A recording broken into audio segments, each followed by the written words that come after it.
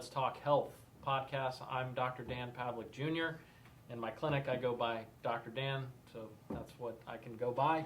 And I am here to talk about, just items in healthcare. Let's Talk Health. That's the name of the podcast. What I do, I'm a chiropractor. I've been in practice for 18 years. I graduated in 2006. And it is now an over 40-year chiropractic practice in Orlando, Florida.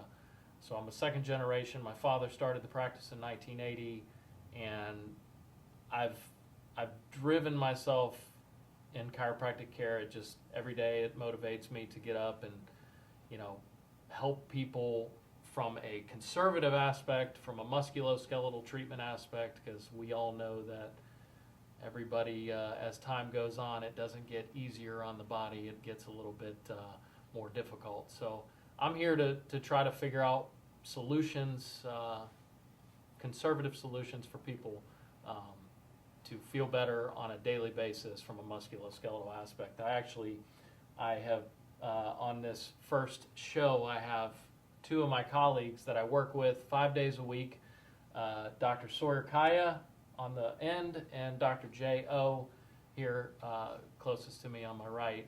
And these guys put up with me every day, 5 days a week, but I feel like we have good camaraderie in what we do. We all practice very similar as far as what we do with our patients and in our clinic. However, we have different styles, different techniques, and kind of, I'd say, different subspecialties of what we get into.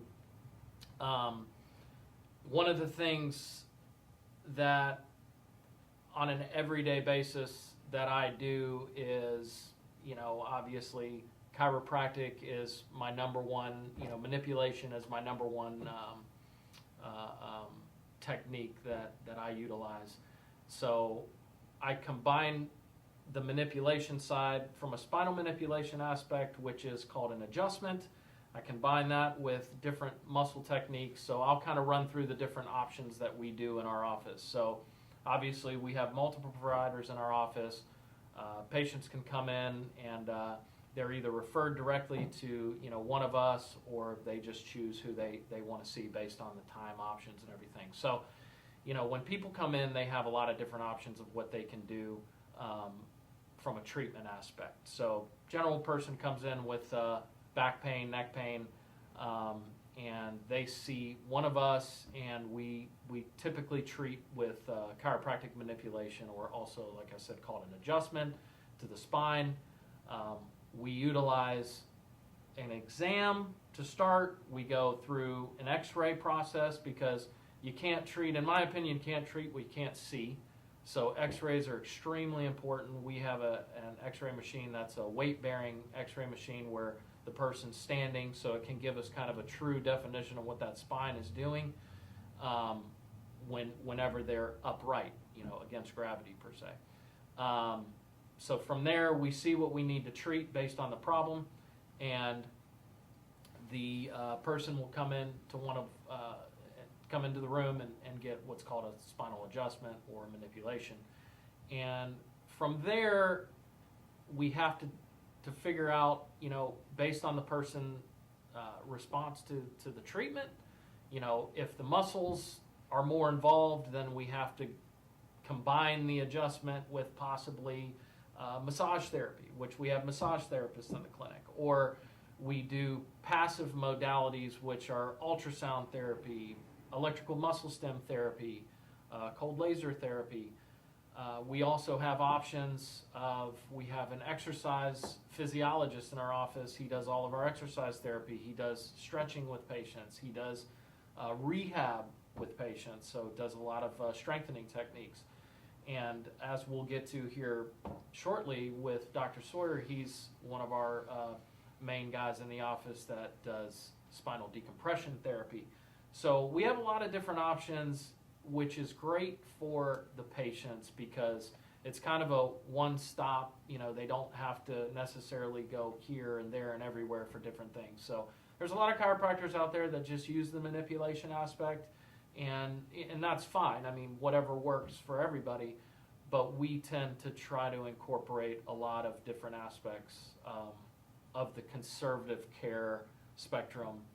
We also have an acupuncturist in our office. His name is Dr. Boss, who is not here with us today, but he comes into the office twice a week. So we utilize all these different modalities to try to treat all different realms of musculoskeletal injuries and problems. We're huge on maintenance and wellness care. You know, obviously our society is so driven towards crisis management, right? What's the number one driver for people to go to a doctor? A problem, pain, you know, so we see our patients initially based on crisis management. I need help, I need a fix for my problem. And then what we try to do when we can help and fix the people's musculoskeletal problem is we try to look at, okay, how do we get more into preventative aspect? You know, how do we teach this patient how to do a better job at taking care of their body? Because if you don't take care of something, guess what happens to it? It runs down and eventually breaks. Look at your house. Look at your car. I mean, everything we have that we own, we take care of. Why would we not want to take care of our bodies, you know, more consistently? So the basis with me, that's kind of my overall what I look at when people want to come to see me. We're gonna look at all different aspects of how we can help them. And so with this podcast moving forward in the future, I want to have a lot of different doctors and medical practitioners and managers of offices. I want to talk about the different aspects of health and how people can get a better understanding of what it is that we're trying to do to help people.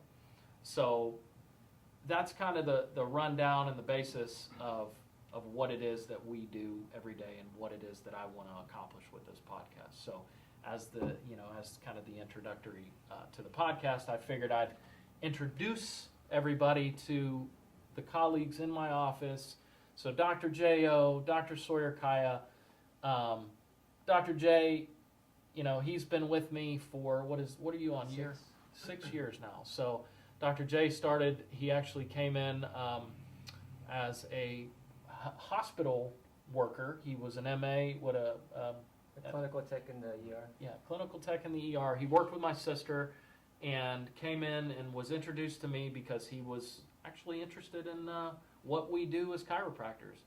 He dedicated himself. He came in every Tuesday for what, like a year? Yeah, 6 months to a year on his own time. He watched me work and see patients, and I really gained a lot of respect for Jay. I knew he had a great work ethic. He ended up getting into Palmer Chiropractic College, and which is where my father went. I didn't go there. We'll get there in a minute. But Dr. Jay went to Palmer, and then when he graduated, he came out. He's been with me 6 years. So if everybody can see the cupping marks on my neck, this is what Dr. Jay, helps me with. So as a chiropractor, when we beat up our bodies, we have to take care of ourselves as well. While we're taking care of the patients, we beat ourselves up a little bit. So Dr. Jay, just kind of give me a run through of, why is it that I would need that cupping therapy? I always ask you, hey, do some cups on me, but tell me why it is that I need to do this. So, when it comes to just repetitive movement, a lot of stress on our spine and our bodies, the muscle gets really tight, and what the cupping does is we can kind of target different areas, especially in your neck. You were getting a lot of headaches, a lot of neck pain kind of going into your arms and shoulders, and kind of into that mid-back. So what the cupping does, it helps kind of decompress that area and promote more blood circulation. Okay. And over time, that'll help relax the muscles. And it does. I mean, you can feel that instantaneous, release when those cups come off. So the cups are on for 8 to 10 minutes. Yeah, 10, sometimes 15 minutes at the most. And the objective is to kind of draw out some of that stagnant blood from the muscle. In theory, it's like a hickey, right? So the suction from the cup is creating that blood to kind of draw out of the muscle, and it comes up to the surface of the skin. So it kind of looks like a bruising mark. but it doesn't hurt. It's not a bruise, but it's drawing out some of that stagnant blood, and it creates a little bit better blood flow, correct? So what are the recommendations of a person that's doing cupping afterwards? What do they need to look out for? What do they need to do? Depending on where we focus on the body, we've had some patients that get a little dizzy. It changes the blood flow. So patients can get dizzy during the process or after, so drinking a lot of water, a lot of heat therapy to help further relax the muscles. But we do recommend going through a series of treatments, not just one treatment of cupping, and that will slowly help relax the muscles more and more, which will help just everything in general in terms of spinal adjustment aspects, working out aspect. Yeah, complements the adjustment. So before we get into the working out, what else other than cupping? There's a few other things that you tend to do quite frequently as well for the muscles. Yeah, we do a lot of instrument assisted. A lot of people know that as scraping. You can probably look that up. Scraping, grassing. Grassing type of technique. It's kind of derived from that. Do a lot of myofascial release techniques, which is part of the scraping and the cupping. And a lot of the patients I see, the TMJ patients, and just a lot of sports medicine, shoulder pain, knee pain, hip pain. So we kind of utilize all those techniques on the patients that need those techniques. Okay. So. And more driven, like a lot of your patient population is athletes. Mm-hmm. I mean, they see what you post on your Instagram because you're a CrossFit, and you're a CrossFit licensed like instructor. L1, right? L1, so level 1 trainer. So not only a doctor of chiropractic, but also a trainer for CrossFit. So I was always opposed to CrossFit because I saw a lot of injuries from it. So how does a person go about not getting injured in CrossFit? Obviously, the aspects of what we do, we treat a lot of the injuries, but from a standpoint of how do they maintain their health while working on a CrossFit, what is it that you do to take care of yourself? What are the smart things to do? I've gone through low back pain myself from lifting injuries, which I had to fix. Which he fixed. But that was back then when my ego was really high and I was trying to go heavy, and but I've realized that with CrossFit, when you go into a CrossFit gym, even though we're moving properly, as coaches are watching, there are times when each individual would kind of want to push themselves a little harder and go a little heavier, go a little faster, just trying to beat the person next to them. And I think that's where we kind of lose the form. And that's where injuries can happen, especially with a lot of repetitive movements. 50 reps, 100 reps of something. Yeah, that high intensity, fast-paced stuff. I mean, muscles get fatigued, people get tired, and then guess what? You end up getting hurt. But ego drives a lot of that stuff because everybody looks at everybody else and thinks they want to do better. So what I do to prevent injury myself is I really scale back on my weight. So I still get a great workout with a moderate weight, but I don't push myself to the max unless I feel like I'm ready. Like mentally, if I'm ready there, then I'll do it, and I'll make sure my form is great during that process. Yeah, it's training. It's Ideally, training. Training. So, but in a normal day for you, of all the patients you see, I mean, at least half are athlete driven, right? Workout driven, or play some sort of sports or something of that nature. So, I mean, you're treating, like you said, anything from TMJ, neck, shoulder joints, the spine and the thoracic spine, elbows, wrists, low back, hips, pelvis, knees, ankles. I mean, it's everything. So chiropractic isn't stereotyped to just the spine. At least in our clinic, we look at everything. And obviously, if it's out of our control or out of our wheelhouse, then we do what we need to do to take the next step. Imaging is always important. And then having that, as we'll get into later podcasts, is some of the physicians that we work in conjunction with. Some of these other specialists, these medical doctors, DOs, that we utilize to help us as well. And as well as they refer to us to help them when they're in a non-surgical situation. So, thanks, Dr. J. I mean, that really helps, when a lot of people are kind of wondering about some of the other things that a chiropractor can do, and not just, the spinal manipulation aspect of things. And, moving on, Dr. Soyer is one of my other docs. He's been with me 18 years, correct? 15 years. I've been 18 years. 15 years. 15 years. And he also graduated from Palmer. You were the original class from the Port Orange Daytona Beach campus. The one that Jake So, graduated, yeah. It was not open yet when I was going to go there. So I actually went to Minneapolis, Minnesota, and did my schooling up at Northwestern Health Sciences University. So, but Dr. Soyer graduated from Palmer. He's been with me for 15 years, and when we first met, you were actually working for a spinal decompression company, a spinal decompression therapy company. It was called what, Spine Med? Yeah, Spine Med. Spine Med, yeah.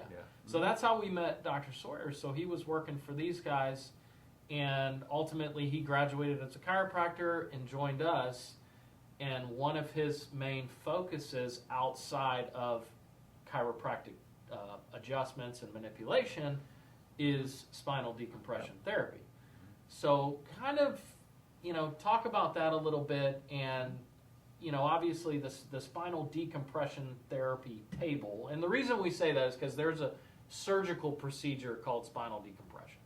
So we say spinal decompression therapy, so there is no confusion, all right?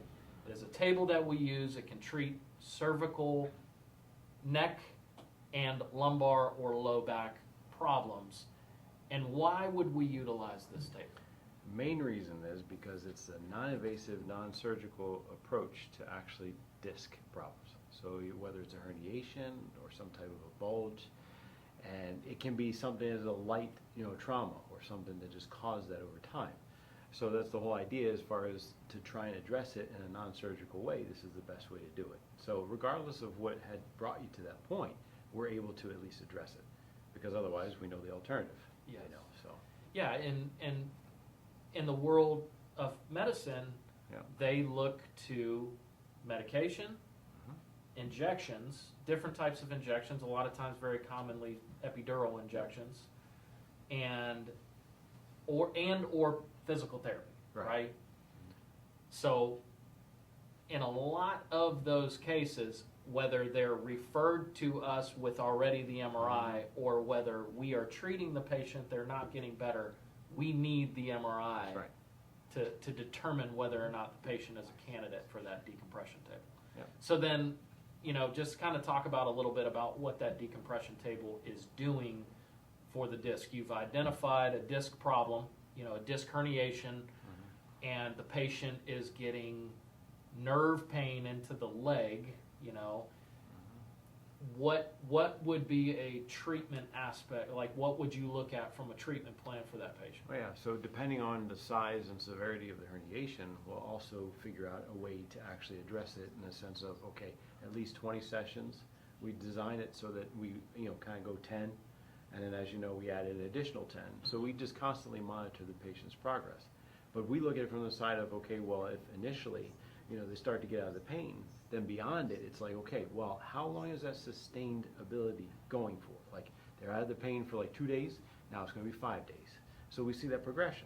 And as you notice that it's getting better, then we also say, okay, well, what else can we start to introduce? So yeah, the physical therapy part is really good too, but it's also when do you start to bring that in? Yes. Because you want to address the disc per se up front, get that to the furthest extent that you can as far as retraction, and then beyond it, it's more or less, okay, let's start to strengthen, because you want it to hold. Yeah. So then there's always a maintenance to that too. Yeah. So the patient's on the table for 20-ish minutes. Right. And ideally, we monitor every session. I mean, we're making sure that patient's comfortable, but they're on there for about 20 minutes. Then we do, heat modalities afterwards, and then they're out of the office, and then 3 times a week? Is the recommendation, yeah. ideally. Yeah, ideally. But then, when you think about it, every single person is different. So there's a lot of disc problems that we see all the time, but, ideally we look at, okay, yeah, we're going to put you on the decompression table, and then, this is how it's going to go, but then there's the little complications Yep. that come up. So, it's never easy, but, the aspect of strengthening is the key. So, like he said, these are non-surgical options. More options for the patient is better. So, when you start talking about rehab, whether it's a patient that just needs the adjustments, the manipulation, and or the decompression, where is that point that you start bringing that rehab in? I Right. mean, what's the pain level going to be down to? I mean, it's like usually probably a 2 or a 3. Normally Right, they'll come exactly. in at a 6 or 7 or an 8, and we try to dwindle that down to where they don't have to be completely pain free, but you also want to get through your passive treatment process to then go into the active treatment Right. process. So that passive treatment process, whether it's adjustments or decompression or some type of muscle therapies or whatever, you can go then into the active treatment process and then on from there. And then suggestions moving forward, and I'll kind of talk to both of you guys about this, but suggestions moving forward from a standpoint of what is recommended to stay healthy. So the person's gone through the treatment, they're good, they're back to kind of their normal lifestyle, feeling better. If they're a decompression patient, what are they doing? Right. Moving forward, what would you recommend? So they would do the PT, let's say, or exercise therapy. So they've gone through all that, Yep. they're doing well, then what? Then what's a maintenance aspect look like, or a wellness aspect look like? So on the decompression side of it, you'd want to do it at least 4 times a year. So you want to address the fact that the disc may still be existing as far as an Which instability. normally it is. I mean, Right. we don't get a lot of pre and post MRIs, but when we do, a lot of times it's reduced, but it's Right. still there. It could still be a trouble Exactly. spot. So you'd want to strengthen around it, and that's Yeah. why the modalities that you would do, you'd want to strengthen the spinal muscles and everything else that for activities of daily living should improve, right? So you want to sustain that. So that's the maintenance aspect of that too. Obviously, they continue with their exercises and Yeah. their stretches, and then it's recommended that, probably every 3 months, anywhere probably from 1 to 3 months, probably depending on the patient, you would recommend that decompression therapy and or the adjustment or a combination of both. Dr. J, what about you with your classic athletes that are continuing to put their bodies through a lot of strain? What's that maintenance aspect look like? The main thing that I always stress is you have to continue. Like, the injury is still going to be there, so you have to continue to rehab those exercises and stretches and different modalities periodically, especially for someone that, let me kind of go into like a CrossFit athlete. They're lifting overhead all the time and they injure their shoulder. We get them all better. That shoulder impingement, shoulder pain might come up periodically, but if they go through the proper rehab of strengthening their shoulder, doing all the routines that we've kind of helped them go through. Well, guys, I think we're going to wrap up this first episode, and I want to say thank you to my colleagues, Dr. Soyer Kaya, Dr. Jae Oh, and myself. Thanks for listening to the first episode, and we look forward to giving a lot of good information just on the general aspects of healthcare on this podcast. So I hope everybody tunes in. We'll see you soon.